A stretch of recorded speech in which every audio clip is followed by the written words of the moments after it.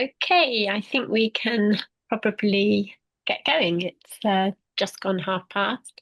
So I think most people here probably know me. I'm Tarina. I'm Counterfire member, and I'm going to be chairing this evening's meeting on what is the working class.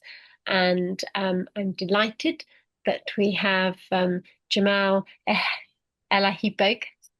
Um, Almost right. And with us this evening, who is going to be talking on that subject for roughly about 25 minutes, half an hour, and then we're going to open it up to discussion and questions. So, Jamal, over to you.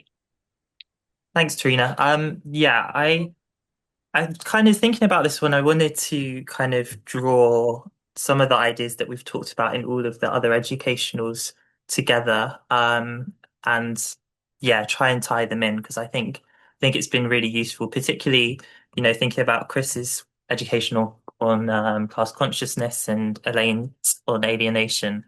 And really try and get down to what the working class is viewing it in those contexts. I would say I think I've put in a few quotes in my notes about the Communist Manifesto, and I really think it's an excellent place to start if you want to try and understand class from a Marxist perspective. It's everyone says it about Marx, but every every sentence has like you could talk about it for 20 minutes. So I think it's well worth reading, and it's very clear in the way it talks about. And obviously, capitalism has kind of evolved and changed.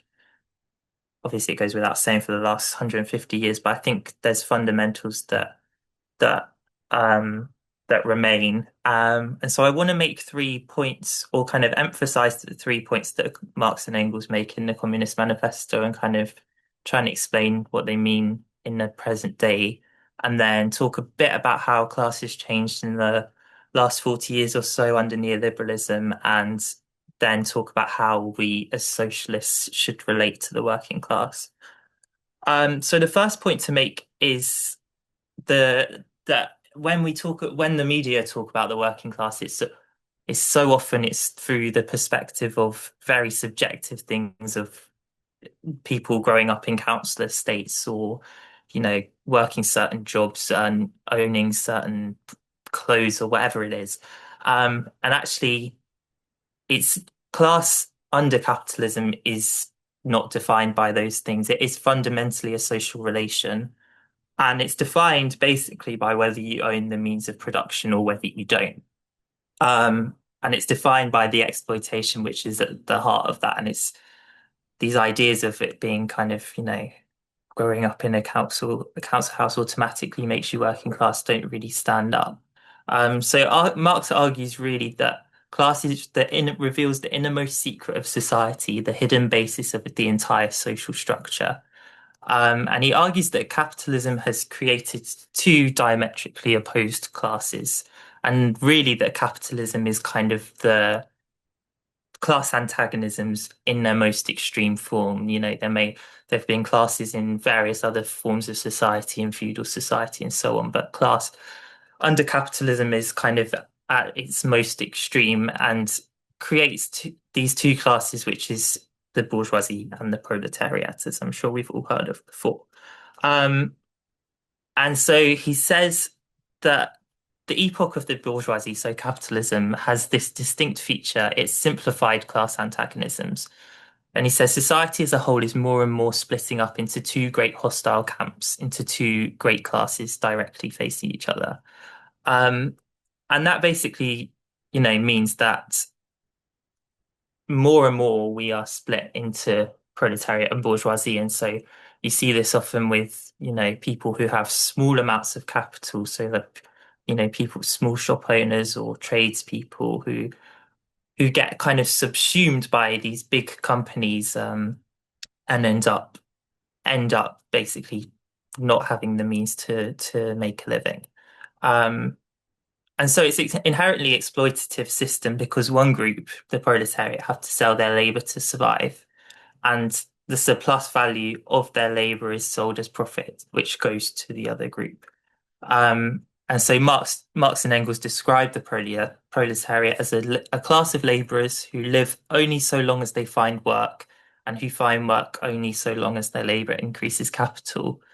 these laborers who must sell themselves piecemeal are a commodity like every other article of commerce and are consequently exposed to all the vicissitudes of competition, to all fluctuations of the market.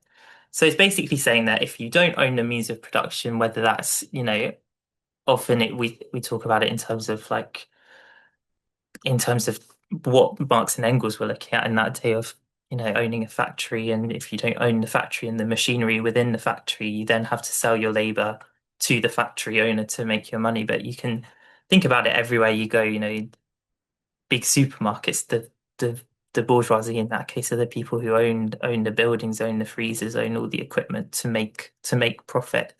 Um, and all those people who sell their labor, who don't have the means to make profit for themselves, and who can't survive without selling their labor, they make up the proletariat. So, if you think about the supermarket example, you think people in supermarkets have to go to work to pay the bills and pay their rent and pay for food and all those things that you need to survive.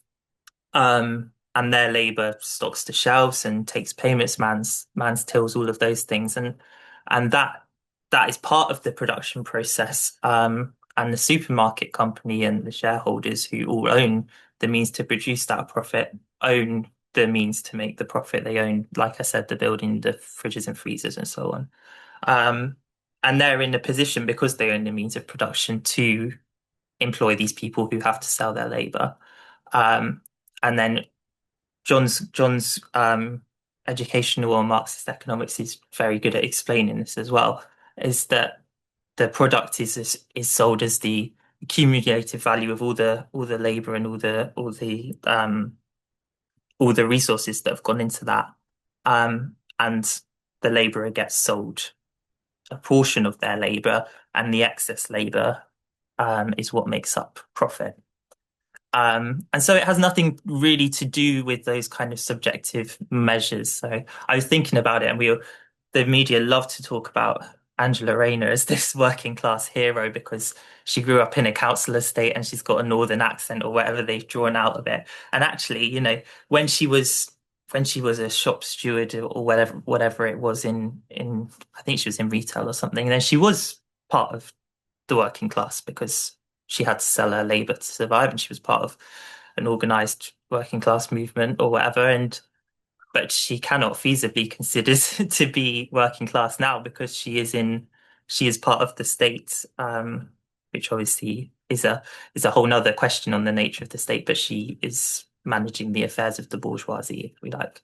Um, and so the other point to make is that this exploitation is always being intensified by employers all the time. They seek to make more and more profit, and that's why you see longer working hours and shorter breaks and unpaid breaks and higher workloads. Um, and so in general, the working class is paid the amount it takes for them to survive and produce new generations of labor, which is the idea of the social reproduction of labor. And this obviously varies between jobs because some people's jobs require a lot of, if you think about a doctor, it requires a lot of education and training to reproduce a doctor, whereas other jobs will require less training or less education, and obviously their wages are then less. And yeah, so that's the key point just to emphasize is all of these workers, even if they're being paid different wages, they are exploited because they have the excess value of the service or that product that is then sold taken away from them. Um, and so this is fundamentally why we end up with organizations like trade unions, and that these are formed because people experience this exploitation, which I'll talk about a bit later as kind of class consciousness and that kind of idea. But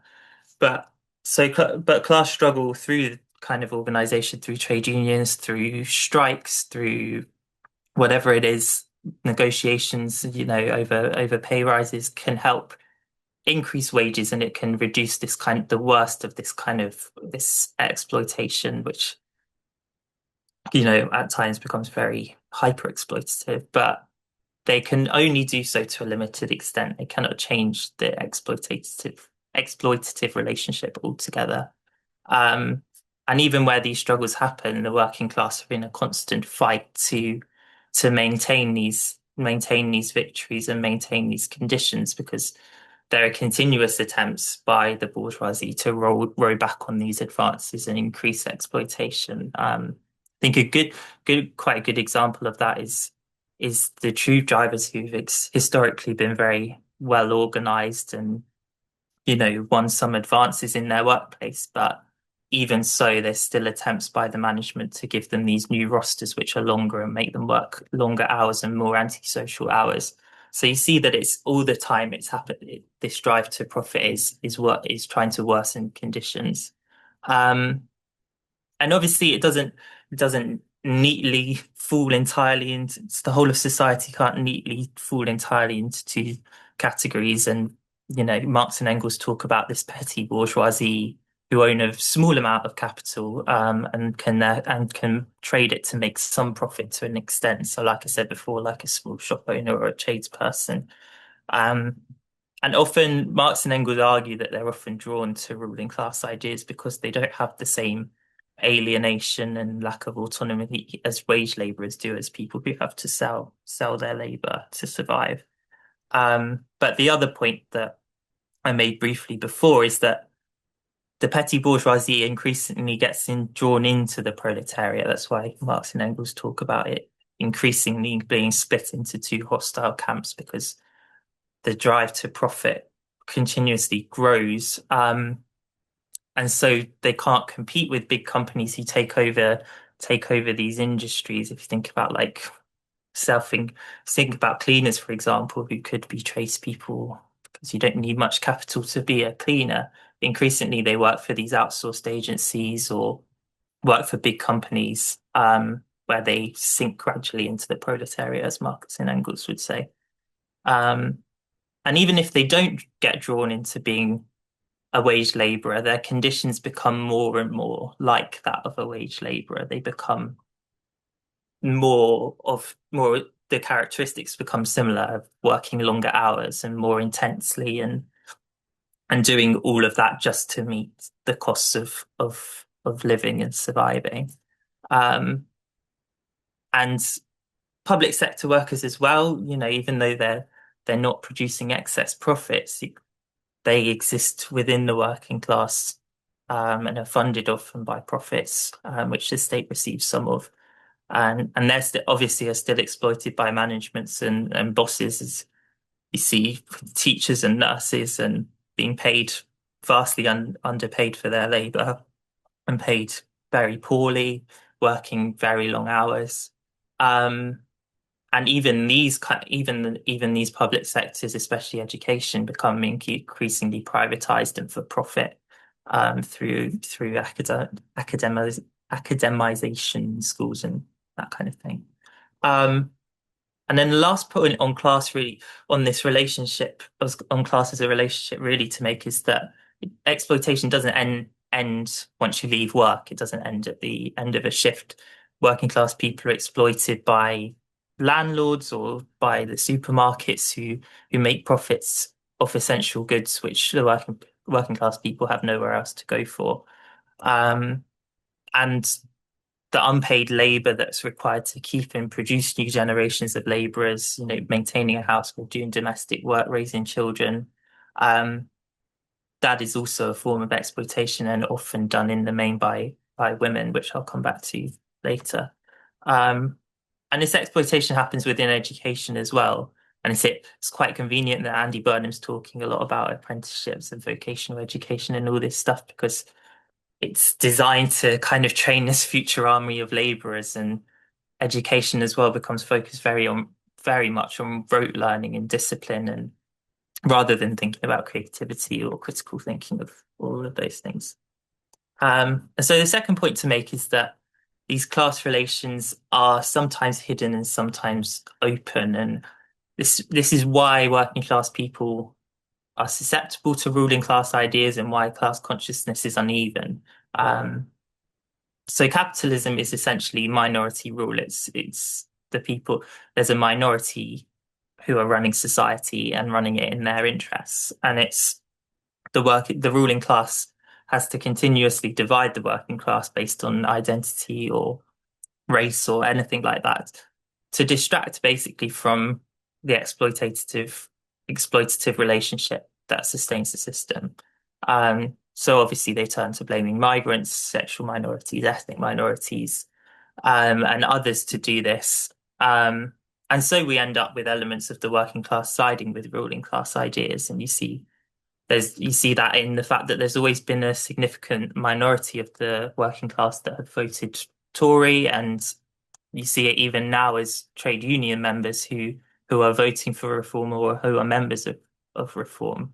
Um, and part of this is because this exploitation that is so core to society isn't always clear and it's not always at the forefront of people's experiences. And Marx and Engels talk about it as class struggle as an interrupted, now hidden, now open fight.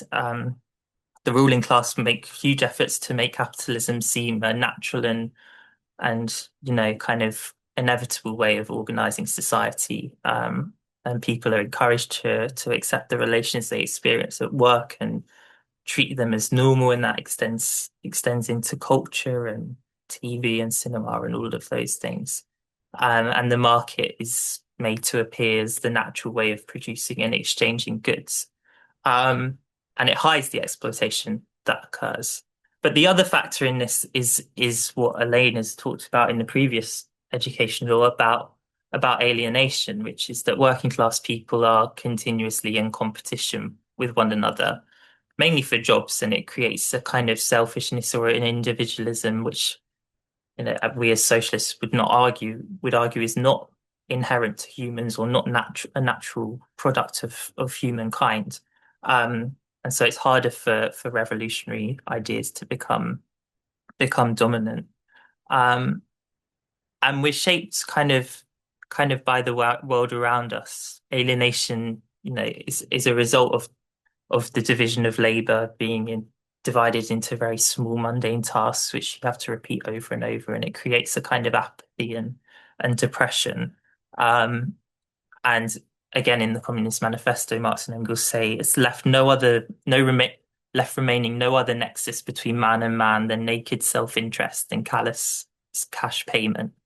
Um, and we're surrounded by advertising and marketing, which is often quite deeply psychological, which tries to influence us to kind of desire commodities and view the world through commodities. And it works against kind of the natural instinct of humans to cooperate, and you see it in glimpses of class solidarity. And I think the Clap for Carers movement during COVID is a good example of that, where people had a real inherent sense that there are a group of workers who are essential to society, and where if their labor isn't there, society falls apart. And also on Palestine demonstrations, obviously, which have been overwhelmingly working class, I think, and extremely diverse, and people have people have a sense of a kind of us versus them attitude.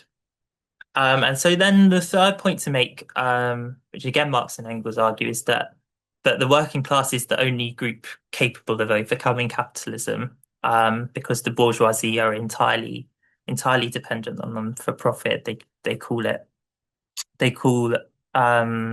they say that capitalism has created its own grave diggers, and that is the working class. And so in terms of thinking about how we change society, we should be fighting against kind of racial oppression, sexual oppression, all of those things, and those fights continue to be important in and of themselves to improve the working conditions or the living conditions that people experience, and also to construct a solidarity that kind of extends across the whole working class. Um, but these oppressions all have different origins and different subtleties. But they often interact through the kind of lens of class.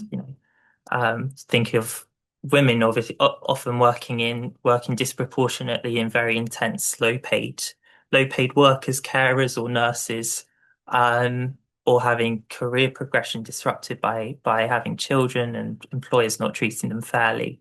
Um, Again, you think of ethnic minorities having being in lower paid work or outsourced work, and this work is often extremely insecure and kind of hyper exploitative. Um, but fundamentally, society is not organized principally by these identities. It's organized by class, and because of that, the working class is the only class that can transform society as a whole. Again, in the Communist Manifesto, they say the proletariat is the lowest stratum of our present society, and it cannot raise itself up without the whole superincumbent strata of official society being sprung into the air. Um, and that is just the idea that because the working class yields such power in the capitalist system, because profit is the ultimate motive and it's reliant on exploiting workers, that only the working class are capable of transforming society. Another point to make is that the working class has this unique insight into the way capitalism works, and although although it's masked and kind of hidden under all these different things, um, fundamentally people experience their jobs as they come at them, and they experience long hours and unpaid breaks and kind of increasing workloads. They experience low pay and sub-inflation pay rises for the last 20 years. And outside of work, they experience landlords putting up their rent. They experience inflation in food prices, which drives massive profits for the supermarket companies and so on. And they therefore have an inherent interest in overthrowing it because overthrowing capitalism will end the exploitation of the working class. And the other point that Marx and Engels make is that the working class has no interest in exploiting any other group because it doesn't benefit them to exploit any other group in any way. And so just to briefly touch on how this has kind of changed and evolved in neoliberalism, it does it just because I think neoliberalism has changed class relations, and but it hasn't changed the idea that of this fundamental relationship. Um, And one kind of rebuke of the idea that class divisions don't really exist anymore is the fact that neoliberalism started with class defeats, and it started by the miners being defeated in Britain, by a kind of war on the public sector workers in the US by Reagan, and we all know the consequences in terms of a decrease in strike days since the 80s, decrease in union membership. Um, and so, you know, neoliberalism has reshaped class relations. The manufacturing industry has massively decreased. The majority of jobs in Britain are service jobs, but the same exploitation still occurs. And one of the features of neoliberalism is that this exploitation becomes more and more intense. It's in the form of casualization. If you think about higher education, so many of the jobs in higher education have become casualized as higher education has been handed over to the market and been turned into this for profit model. Again, hospitality is a far more precarious, rely on 0 hours contracts and so on. As well as that, outsourcing to multinational companies is reduced pay, is increased exploitation. Um, and then to think about this exploitation outside of work, the privatization of these key industries has not only made working conditions within these industries far worse, it's also increased exploitation by increasing, energy and water bills, so that exploitation outside the workplace is more intense as well.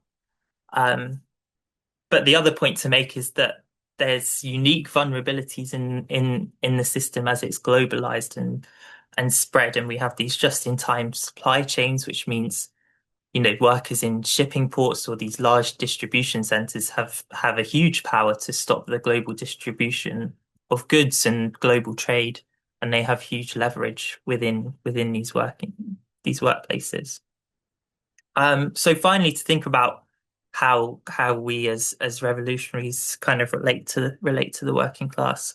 Um, our idea really is as working class people is to try and convince our fellow working class people of revolutionary ideas and the point made before is that in struggle, people get a glimpse of overcoming the alienation and competition that they see that happens as a result of capitalism. You know, when people are on strike, it's not just the act of giving up your labor and to try and force the employer's hand. It's offering solidarity to other workers on strike. You end up talking about the nature of work and how your fellow workers are exploited at work. And in extreme cases, the role of the bosses and even state become clear when police are attacking picket lines or shepherding agency workers in during the miners' strike or things like that. It reveals things to people about the nature of society. And again, you see it on Palestine demonstrations, for example, people see this division between the majority, which they are a part of, and which, you know, contains this kind of spirit of solidarity and a minority which kind of commits and supports these unspeakable acts of violence and killing. And people can see the same people who oppress the Palestinians abroad oppress them at home. Um, and Marx and Engels talk of this muck of ages, and that in overthrowing the ruling class and only in a revolution, the working class can rid itself of all these kind of reactionary or outdated ideas and can become fit to found society anew. And so as socialists and as part of socialist organizations, we exist really to spread socialist ideas amongst workers, because it's not inevitable or guaranteed just because this exploitation happens that the working class moves to socialism. And I think that's very clear at the moment, where we see a lot of people take up ideas, far right ideas, or vote for reform.